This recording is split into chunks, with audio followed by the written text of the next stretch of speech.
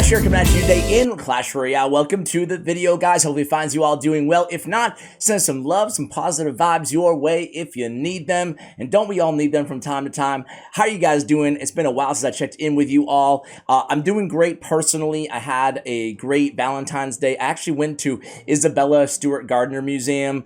Spent a lot of time with my son as well. For those of you who don't know, there's actually a Netflix show on this, but it was the biggest art heist in the history of the world at the Isabella Stewart Gardner Museum in Boston. So I actually went there. It was beautiful. I've never been to a museum anything like it. Incredible stuff. Back in, I think, 1990. It's called This Is a Robbery, the documentary, by the way. Back in 1993, dudes in Boston dressed up as policemen overnight, tied up the security guards and went in there and, again, pulled off Rembrandts, and it's just the biggest art heist of all time. It's a wild story, so I highly recommend you guys check on it. Today, well, we're not here to talk about art heists, are we, Ash? We're here to talk about my win streak. Nothing to write home about, but I am 26-3 right now in my last battles in my year-long journey with Golem. And before you tune out right away, I've actually picked up some big learnings that I can't wait to share about you guys in the video. We're going to review a couple of matches. I'm going to play a live match, try to keep the win streak going, even though actually the win streak isn't that great. You can see I've lost one recently here, but facing a variety of decks, you never know what the heck you're going to get out there, but you guys can kind of see the streak here. I think after this defeat against Logbait, which I will show you a loss as well. I think it's important. You can learn oftentimes more from the losses than you can from the wins, right? But you can see a lot of 3 crowns, and I've changed my mentality, and I think that's a good place to start here. Number one is no matter what deck you're playing with, no matter what you're playing in the game, start with your mentality. It's crazy. It sounds stupid. Maybe some of you guys can relate to this, especially longtime players. But Clash Royale is one of those games you can almost play mindlessly. It's like, nah, nah, nah, nah, nah. And then you end up losing. But I try to go into every match saying, okay, I'm going to win this one, A, and I'm going to concentrate, B. I'm going to play, within my game. I'm not going to take massive chances until the opportunity is right. And that brings me into my second point. Here, let me go ahead and turn on one. Because this one, there's like 8 of these matches in here. But I'm trying to remember. I just watched this one. Arch L. Yeah. So it's not so much the match itself. It's the whole strategy behind it. So what am I trying to do here? I'm trying to pump up in single elixir time and defend. And normally with beatdown decks, a lot of players out there will say, well, you know what? You wanna still, I don't know, you want to be aggressive, right? You want to take your opportunities. Sorry, I can't speak today. I'm out of my mind. But what I try to do is I try to not give any HP. I try to play this deck super defensively like I did last year with Graveyard in the first 2 minutes. So I'm responding for the most part off everything my opponent does. I pick up the King Tower activation there, and then I'm just waiting to see, okay, what the heck are they playing for the most part, right? In the meantime, I try to defend. I never want to pump up when they have an active push coming at me, especially if I know they have an elixir advantage. So the right time to pump up isn't necessarily when they don't have a spell in cycle, like right here, you can see, but rather the right time to pump up, for me at least, is going to be when I know, that sucked, the P.E.K.K.A got a hit there, that sucked. But no, the right time to pump up is when I know that I have an elixir advantage, or I know their win condition is out of hand, okay? So instead of going with a golem in those scenarios, I go with a pump. And then after the pump, I'm just cycling cards for the most part, trying to get another pump in my hand. At the same time, I'm trying to figure out, do they have a Hog Rider deck? It's basically just Hog Rider, which is, I feel like, in 1 out of every 4 decks right now, maybe even more than that, right? Because if so, I always want to be cycling to my Tornado as quickly as possible too. Here, I'm actually seeing, I already had to activate a King Tower. I could have just NATO'd there. Instead, I kind of threw away some elixir, but you'll notice I did cycle 2 cards, Dark Prince and the Bar Barrel. That's getting me even closer to another pump where I know I'm going to be in a great situation. So when I can start adding up those pumps, my man here is sitting on Lightning. He's sitting on Lightning. I got to be cognizant of that, right? But I just go ahead and I use my Phoenix. He doesn't have enough elixir. It's still in single elixir time. They're not going to be able to get a big lightning push off. I'm going to NATO this P.E.K.K.A back. There I go. And again, I'm already back to another pump. You can see my hand right now is a little awkward, but I do have the Dark Prince. I think I'm going to probably use the Dark Prince here because I don't want to take more damage on that tower. So I am going to Dark Prince at the last second there. And then I imagine I'm going to pump up again. Let's see. I do. So I'm inviting him to lightning that pump on weak side tower, and he does right away. Now it's time for a Golem push. So here comes my Golem. I know he has P.E.K.K.A in hand, but this is the part of the strategy that I've been waiting the entire match to share with you guys. This is what I do with this deck all the time. I start building a Golem and air push in one lane. And this lane is going to be against, again, the Mini P.E.K.K.A. Here I know I can take a shot from the Mini P.E.K.K.A. It's cool. This is the appropriate time to be giving up some HP. And then I slam the other lane when I know he's low in elixir. There goes the lightning. I slam the other lane with a Dart Prince and a Lumberjack. I just keep spamming it. Just keep spamming it. And I know they won't be able to stop it. So many players, especially in double elixir time with this deck, they're going to start just cycling all their defensive cards against your Golem double dragon push. And then you just wait. As soon as they drop that high elixir troop or spell or whatever it was, in that case, lightning, executioner, etc., that's when I am going in. I'm going in opposite lane, and that wins me so many matches. Let me go ahead and show you a couple more here. This one was pretty cool. I forget exactly how it went, but I'll kind of walk you through it. This is a Balloon Freeze deck that I'm going against here. You never want to go against Balloon Freeze. I'll rephrase that. You never love to go against Balloon Freeze because I've always said this since the day they introduced Freeze to the game, right? It's one of those cards that can just... a worse player can beat a better player. I'm not saying I'm better or worse than this opponent here. I'm just saying that, like, a bad player can beat you with one lucky freeze. It feels a little bit unfair compared to some other cards in the game. But I'm not complaining about it. I'm just saying I hate that feeling. I hate that feeling when they get you with the last second cheese freeze. But you have to be ready for it, you know? You have to kind of identify decks that you think might have freeze in them. Otherwise, you know, you're only going to blame yourself at the end of the day, right? So here we go, guys. We get a Valkyrie coming my way. I did pump up. He goes ahead and he sends in the Valkyrie.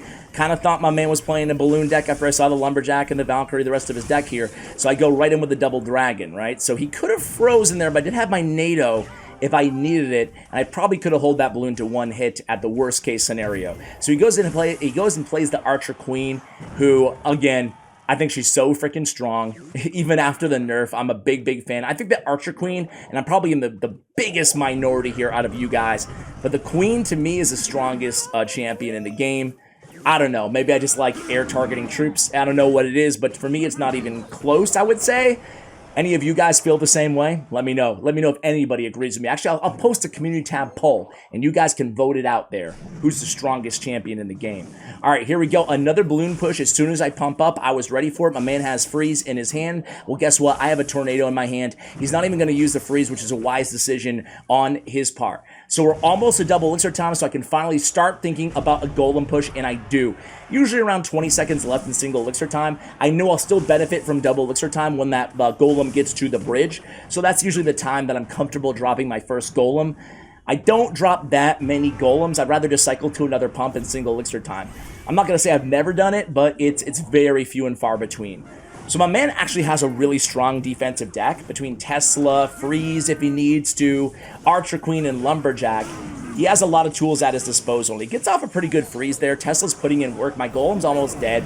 I go ahead and I keep spamming the lane because I know I have an elixir advantage. So I just want to see what I can take advantage of. Again, given the...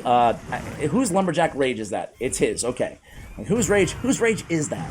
All right, so luckily the Phoenix actually pushes the Archer Queen to the left-hand lane. So I'm like, okay, sign me up, man. That's good to me. So now I'm in a really good position here. I know what he's going to do. Can see it from a million miles away. He's going to try to get a balloon freeze push on me.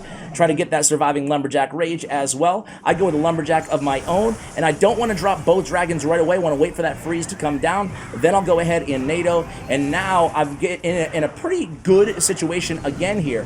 Here's what I do. I decided to spam the heck out of the bridge here, knowing that, again, at this point, I've manufactured a sizable elixir advantage. But my man able to defend really well there. I get that last-minute Phoenix Reborn hatch there, but I can't afford the Lumberjack to even get a hit or two on my tower. I go with the Lumberjack of my own. He arrows my tower. He deploys his arrows, ladies and gentlemen, against my tower. Here I go with the Golem push. So here is where I'm going to start thinking about that same move I just told you guys about in the last match. We got a Golem double dragon. I'm waiting. And I just start going left. I didn't wait that much, did I, guys? I start spamming the hell out of that left lane. Here I go. And again, it works out beautifully. We end up taking he freezes there, so we're actually going to end up taking the right-hand tower down, but really him having to allocate all that elixir to the opposite lane is what helped us win that match, right? So I want to ask you guys, total random side note, I just asked on my other channel as well.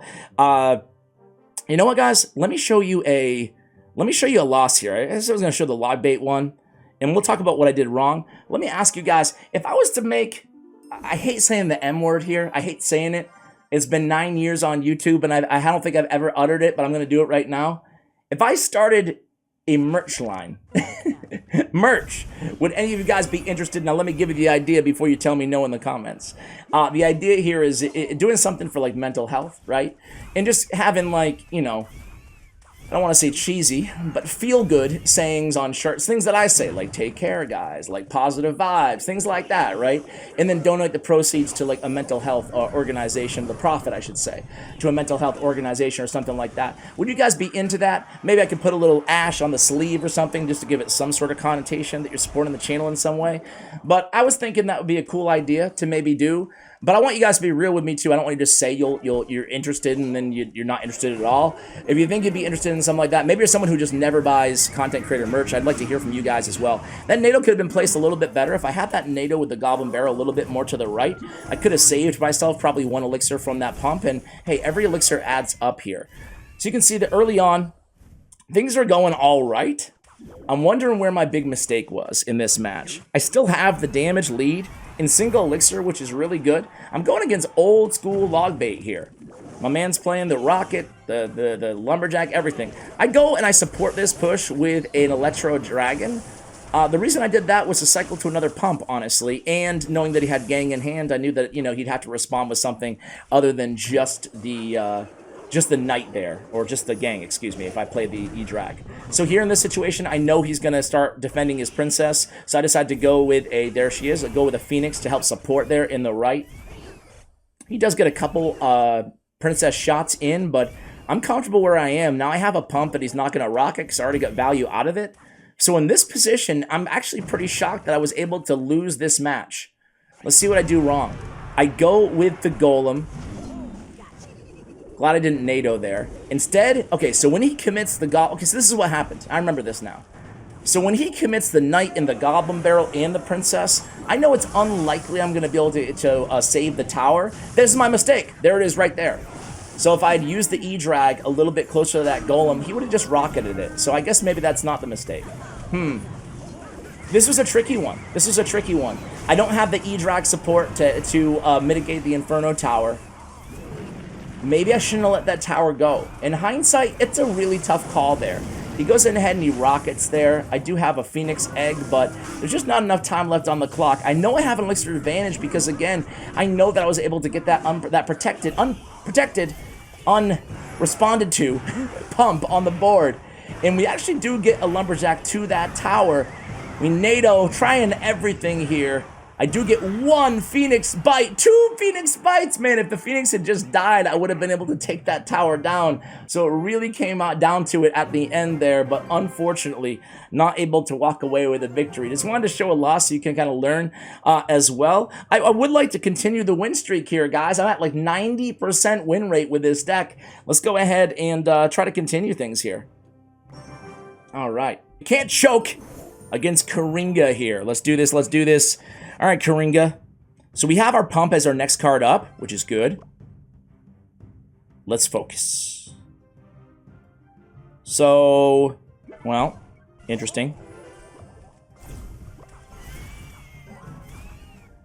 Okay, I'm just going to let that guy get a hit. It's okay. Since he started with a knight, I'm going to use the elixir collector right in the middle because odds are he probably has rocket. He actually has poison, so typical YouTuber being wrong. Since he uses spell, I can go with Electro Dragon and back. And now what we want to do is like put a little bit of pressure on my man here. So we're going to do it like this. 1, 2. Hit him left-hand lane. He's going to come at me with the P.E.K.K.A, which is fine. I'm going to take care of the P.E.K.K.A with just the raged up Dark Prince. And then I'm able to defend against the... I'm able to defend against this, but moreover, I'm also able to get back to another pump, right? Which is the most important thing, as we said. And that all goes back to the reason that we went super aggressive in the left-hand lane. Had to get a P.E.K.K.A out of his hand, and now we can get an activation off of this as well. Great. But now we're in a really nice spot here. He has poison, so we're just going to go in the far left with the pump. He has his win condition out of hand, his Goblin Barrel. And we can pump up now. 23 or so seconds left in single elixir time. And we'll see what he wants to do. He's just going to poison. That's going to open the door for me to go ahead and go in with a Golem. And we might have to do what we spoke about earlier. Hit both lanes. Because he has Xe NATO. Does he have NATO? He has Executioner. We know that, right? So let's go Dark Prince here. Let's go this. A little bit of this, a little bit of that. Let's NATO these guys. I don't have anything for his Goblin Barrel, but I had to NATO because I had to get rid of all that baloney on my those bats. Bats have crazy DPS, for those of you who don't know. He doesn't have a NATO, so I'm just going to keep putting a little bit of pressure on him there. He goes with a poison, which is exactly what we wanted. In this situation, my biggest fear here is getting back to the Goblin, the Barbarian Barrel.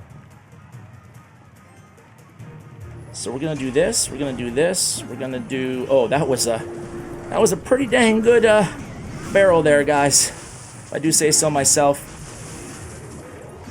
Going to pull that back. They go to Lumberjack, probably sacrificed that Lumberjack there, didn't really need to use him.